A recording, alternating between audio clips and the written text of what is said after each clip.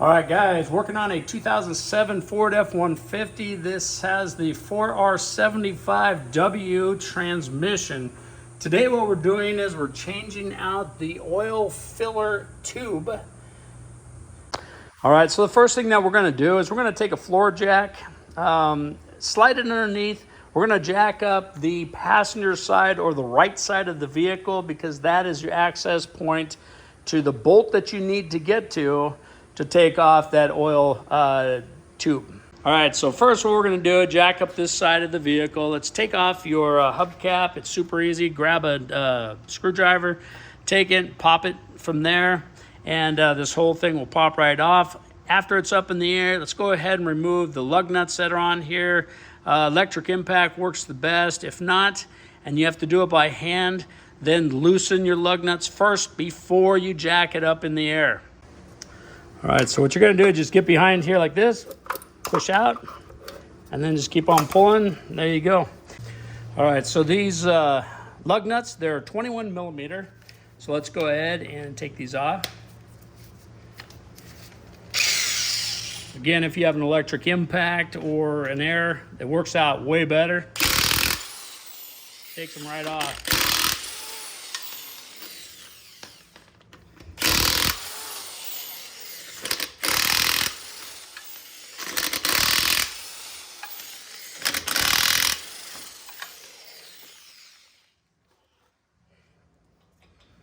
All right, so if you're wondering what impact I'm using the Milwaukee. I've had this thing for probably 6 years, I would say, and it is still growing strong. I haven't had any problems with it. Good product, love the Milwaukee. I stand behind them 100%. All right, let's go ahead and remove the rim and tire. All right, so what we're gonna do is take out this and this one, so these two bolts here. And then if you follow up along the ridge line here of your wheel well, there's gonna be one here. And then there should be one right here, but it's missing. And then if you come across here, you just run your hand down. There's gonna be one right there.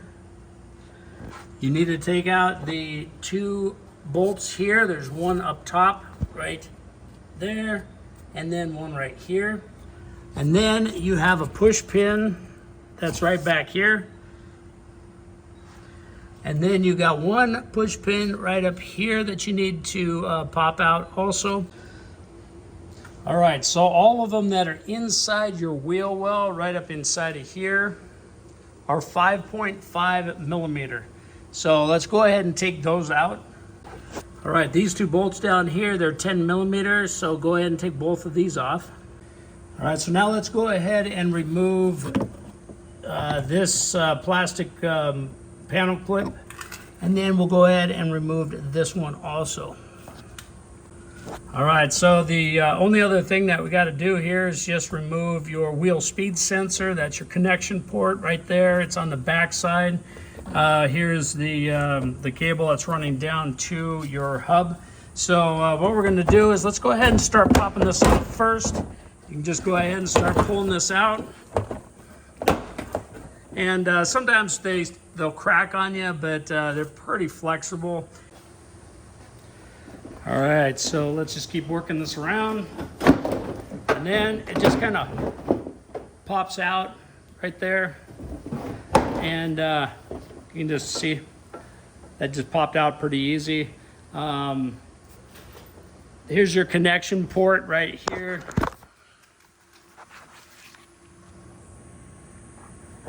For your wheel speed sensor.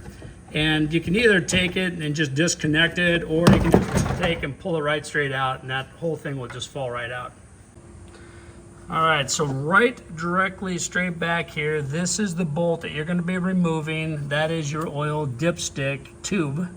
See how it pops off here and runs up, and then it runs up here and straight up to, there's your oil dipstick right there. So we're going to go ahead and take this bolt off at this time. All right, so this bolt that you're going to be taking off, this is an 18 millimeter. So this is what the bolt is going to look like when you get it out. Quite a big bolt for just an oil filler tube. All right, guys, so here's what's the hardest part of this whole thing is dropping the section. There's only a section that you have to do of the exhaust system out. Now, what we're going to do is we're going to take out that screw right there, nut, and then there's a nut on the back side right over here. You just use a ton of extensions. And then what we're going to do is just follow, let me zoom out here. We're going to follow this back right here. There's the Y. If you come across the Y, there is that bolt right there that you have to take out and nut. And then you follow it down here, and then there's this this member right here. So you have to take this off and this off. And what we're going to do is just slide it back. We're going to do the same with that one over there. So these nuts up here, that one and the one on the back side, those are 15 millimeter. And use an extension on these. It's a little bit easier to get up in there. So go ahead and remove these two nuts. So the next thing what we're going to do is take out these two nuts right here. This is on the junction. And what they did here was they actually took the two pipes and they just end butted them. And then this sleeve that goes over the top just holds it in place. That's it. So that junction is not pressure fit. This one is, and it actually is, if you notice, let me get over there. So this pipe right here is fit into this sleeve, and it goes right back to where this joint is right here. So when you take this off, which this is a 15 millimeter nut, as well as the other two on the other joint, what you're gonna do is you're gonna have to take it off, and then you're gonna have to take like a screwdriver and a hammer or something, and you're gonna have to drive it this direction to get this to dislodge. And a lot of times when they've been in there for years, you know, these are kind of stuck in there. So at this time, let's go ahead and take out the 15 millimeter nut on this one and the two that are right down here. All right, so now that this is off, what we need to do is just grab a hold of it, and then you'll be able to slide it back and forth if you have any issues, and see how it just popped out. These are end butted. So go ahead and just get it out of the way, so then this part of it is loose now. All right, so now with this one, you can grab a hold of this also. Once you take it off, you can slide it off to the side here. And then, like I said, this is going to be pressure fit in here. Just take like a screwdriver up in here, just on an angle like this, and then you're just going to have to like whack it a few times to get this to kind of break free in here. And then also, you've got your hanger, which this one actually completely was annihilated. So I just took it off completely, but you can take the lower part off, or if it's easier to take the top part, go ahead and take that off. All right, so now you've got your flange unhooked here. So this is disconnected up here. So it's just sitting there. It's just sitting there right now. This back here also is disconnected, so that's just sitting there. The only thing that you have to worry about now is that fitting right there where it is slid together. And you can also wiggle it back and forth. You can hit it with a screwdriver and hammer, or if you have a punch or something, stick a punch on there. Another thing I want to say before you crawl underneath there, and I'll put it at the very beginning of this video, wear safety glasses. You know, at least if you wear glasses, keep them on. I got lucky here. If you wiggle it back and forth here, I actually got it to break free just by wiggling it back and forth. If you can see, this is where it was slid in here. And so it actually is coming out pretty easy for me. Hopefully you have that same luck. So if you're having a hard time removing this section of exhaust, what's happening here is, so when you slide it over, see, like this is almost completely out. When you slide this over, it does hit right here. It starts to hit like right down here. okay? Totally normal. But also this, this flange right here sometimes gets bound up. So check this, and also check your clearance that you have in between your fill tube and your O2 sensor, and then make sure that this is coming down around here. If you want to take it out, that's great, but reaching your hand up trying to disconnect this is really kind of a pain in the butt. And the other thing too that you can do, because this is the first piece that you're going to put back in, is this. So that makes it easy. So once this is out, it's going to be super easy to put it back in. So then see where that notch is right there? Now that they're almost out, you can take like a screwdriver, pry tool, set it down in there. Sorry if I have this thing the wrong way. Slide it down in there and then just pry out on it. So you're almost there. So if you just get in here, just kind of pry it outward like this, you can get it to just drop right off. See, there we are. So we're out now.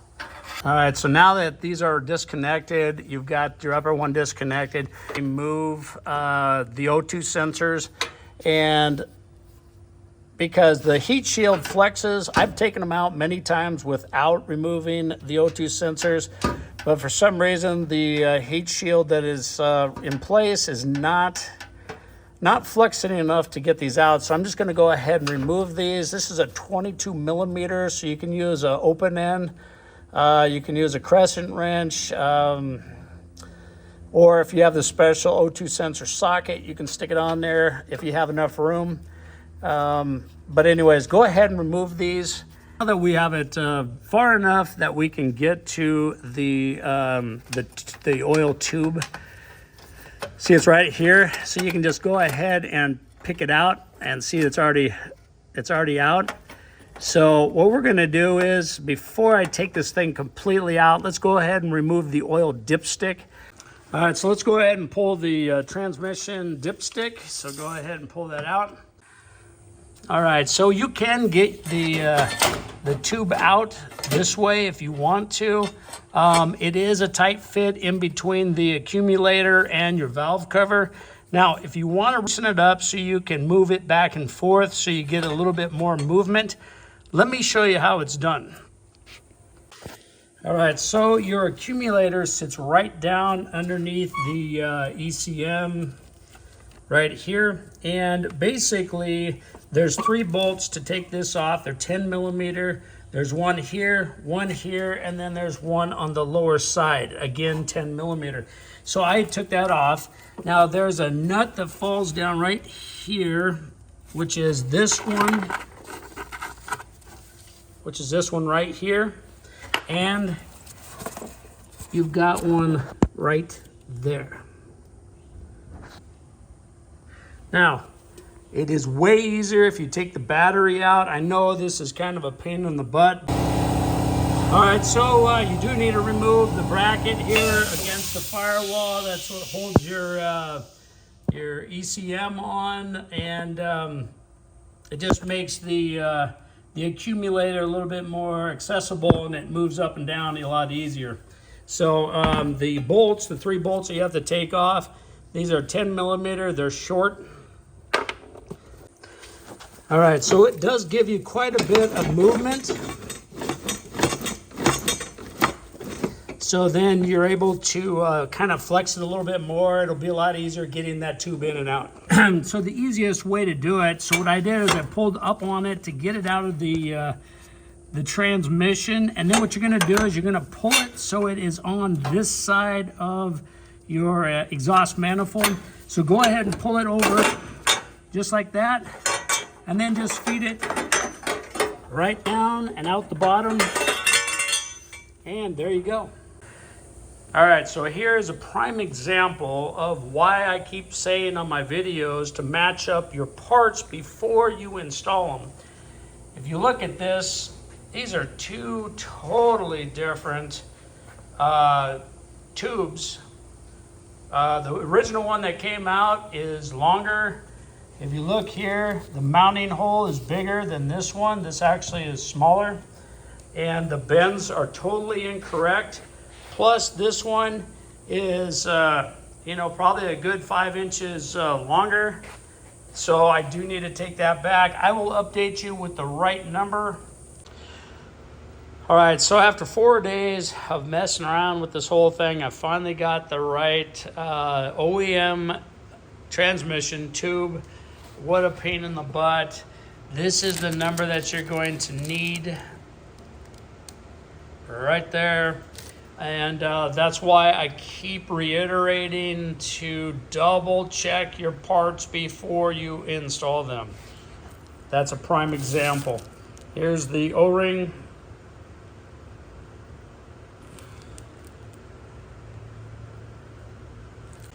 All right, so the first thing that we're going to do is we're going to go ahead and install the O-ring. And once you install the O-ring, I am going to put a little bit of lubrication so it'll slide down into the port in the transmission a lot easier upon installation. All right, so when you're installing the O-ring, you want to go on the first notch right here. So that's the one that you need to install it on.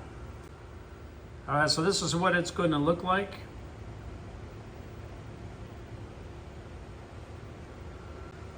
All right, so let's go ahead and put a little bit of transmission fluid around the O-ring. That way it's for ease of installation.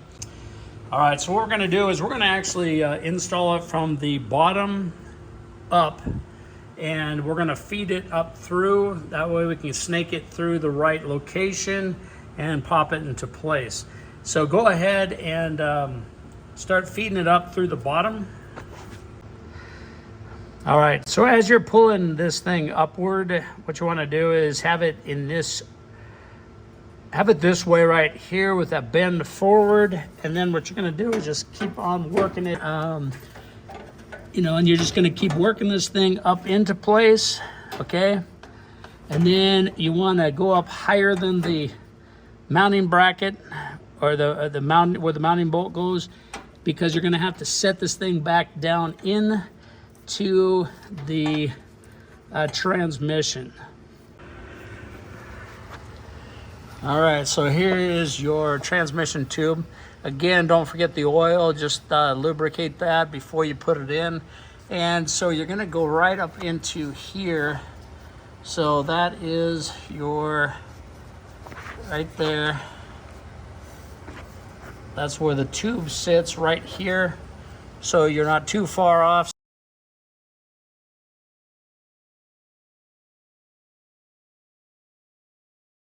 But what you're gonna do is keep walking it over, and then see, I'm already pretty darn close.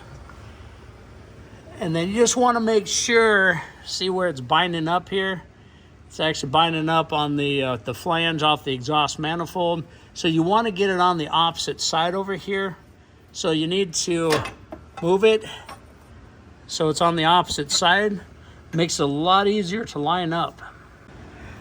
All right, so that's how it's going to look right there. And then what you're going to do is, it's pretty simple to do, and it just drops right down in. Also, when you're putting it in, make sure that there's no dirt present.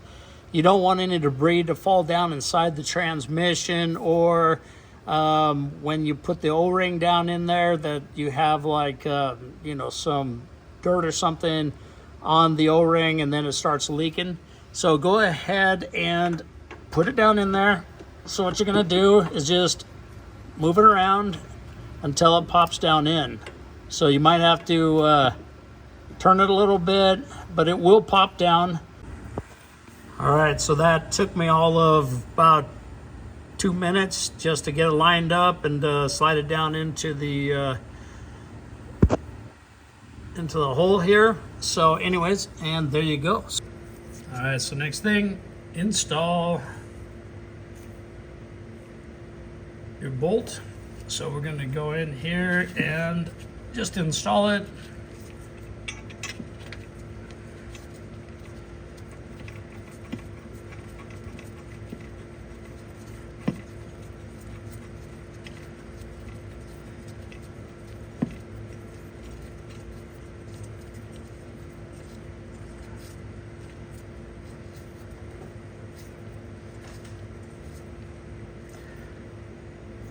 Okay, and I'll just finish tightening that up.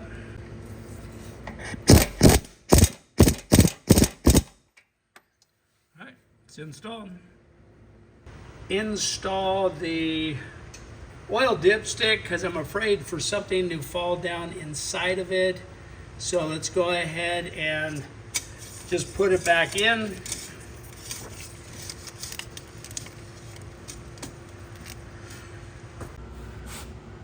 All right, so the next thing that we're going to do is install the exhaust system, and here's why.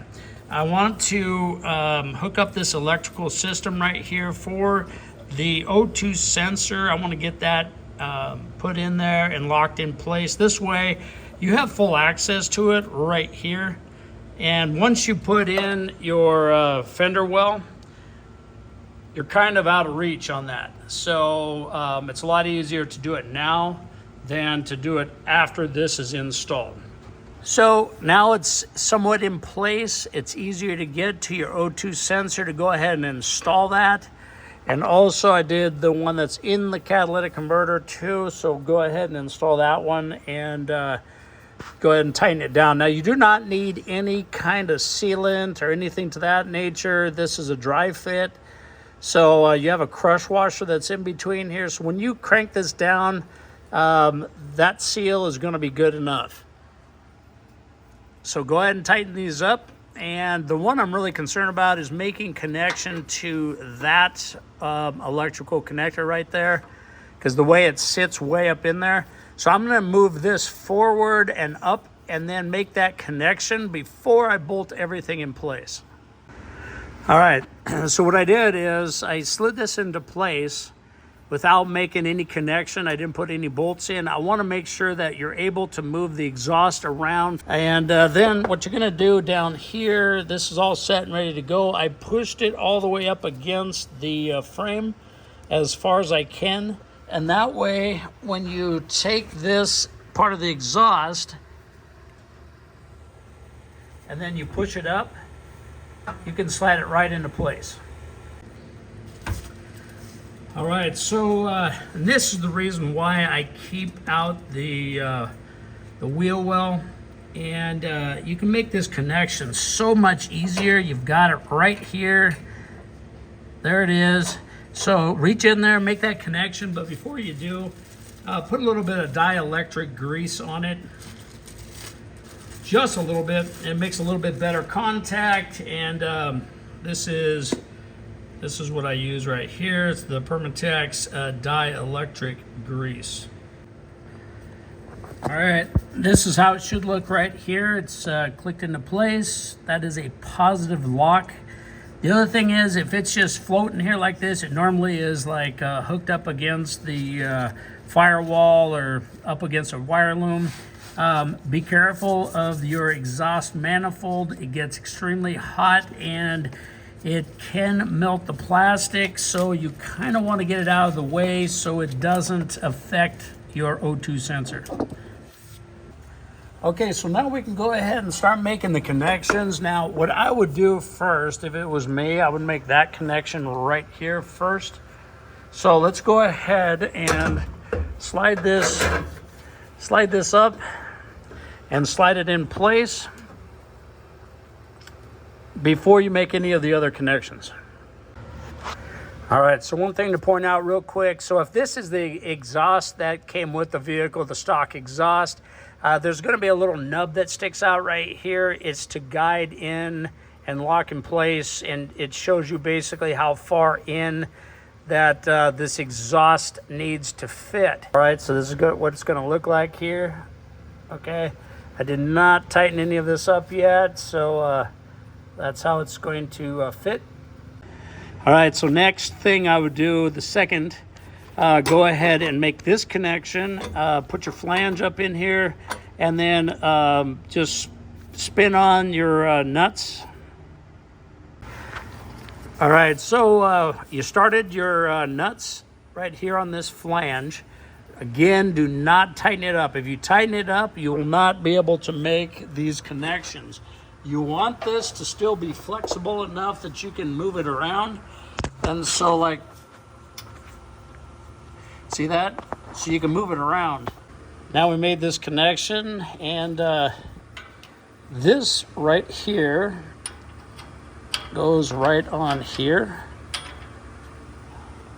Okay, followed by a lock washer right here, followed by the nut.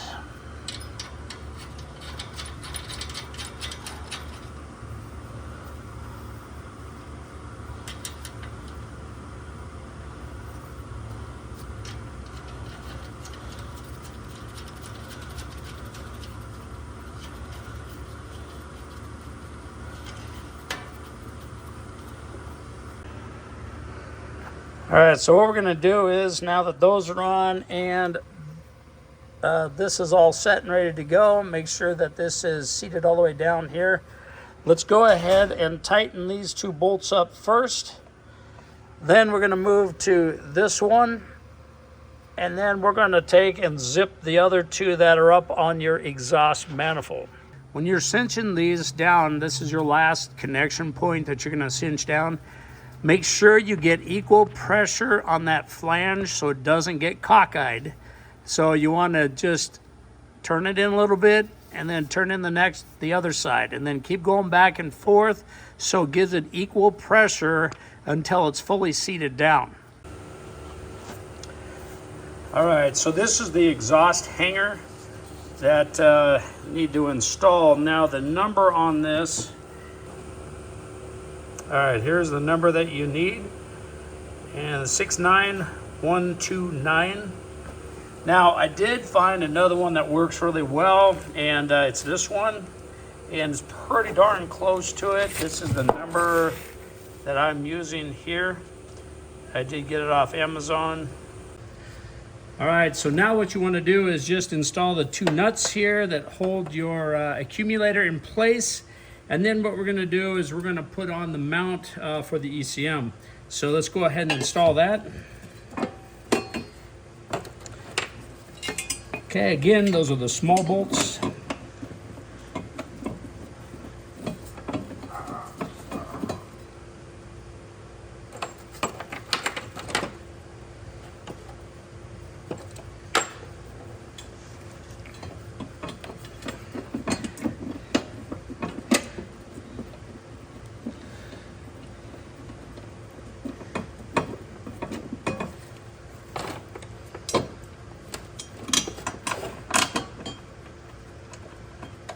Drop your ECM into place. It has a lock right down here, just a little slot, a little guide that you slide it into so it keeps it up. And then you have to put one bolt on this side here, two bolts on that side, and there are these long bolts.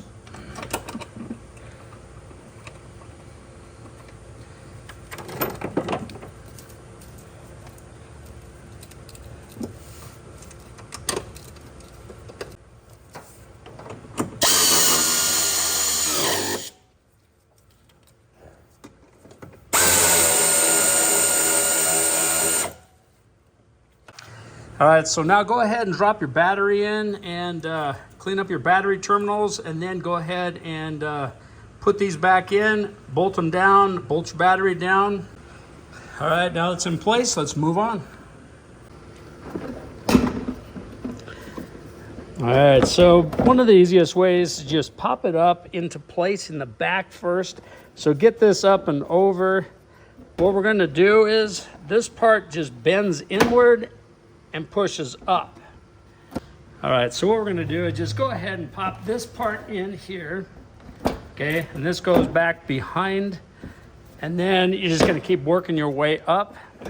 So if you start down here, right here, and just keep working your way up, and just keep popping it in, gonna keep pushing it back behind here, because you want to put your bolt in and lock in onto that clip. So just keep working the thing all the way around until it's all the way into position. Let me show you how it looks here. Okay, so there you go. And that's what it is going to look like right there. All right, so you have 5 of these bolts going up and around here all the way down to this point here. So you got those 5 that you have to install. You've got the 2 over here that you're gonna have to install. So go ahead and install those. Okay.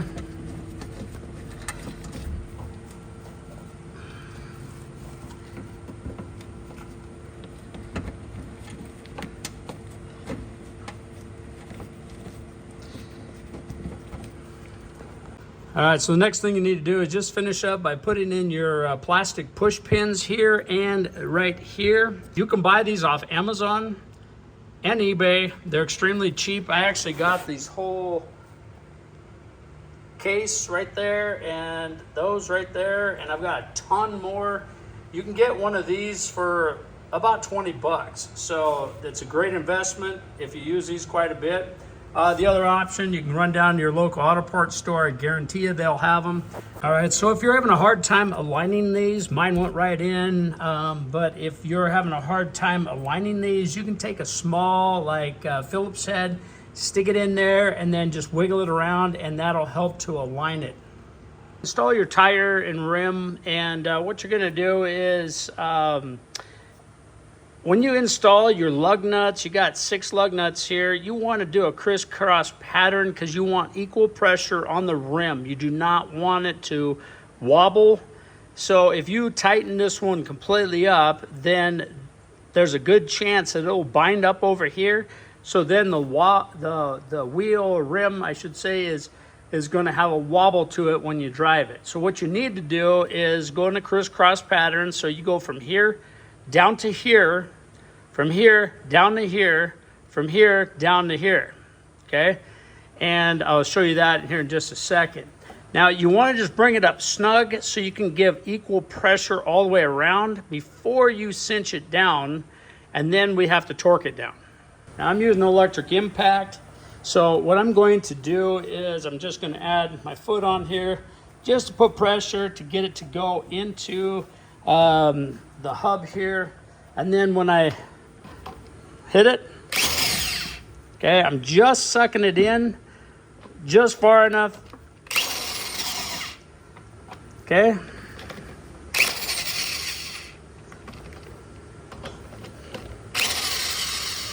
But if you notice, it's already pulling pressure inward like that, okay. Okay, now you can see that it's seated down. So all the way around here, you can see that it's seated. So it has equal pressure. Okay. Again, just keep doing the crisscross pattern.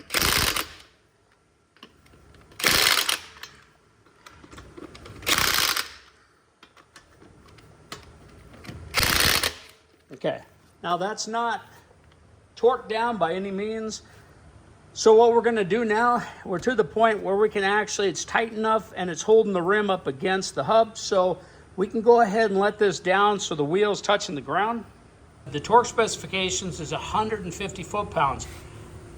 All right, so what we need to do is grab a torque wrench if you have one. If you don't, you're just going to have to get it good and tight. And 150 foot-pounds is quite a bit of torque. And but anyways, so same thing applies here. Go in the crisscross patterns. All right, so now you're winding down here. The last thing you need to do is your hubcap, put that on. And if you lost any transmission fluid in this process, go ahead and top that back off. But other than that, you're good to go. You're done, you're completed. Please like, subscribe, and I'll see you on the next one.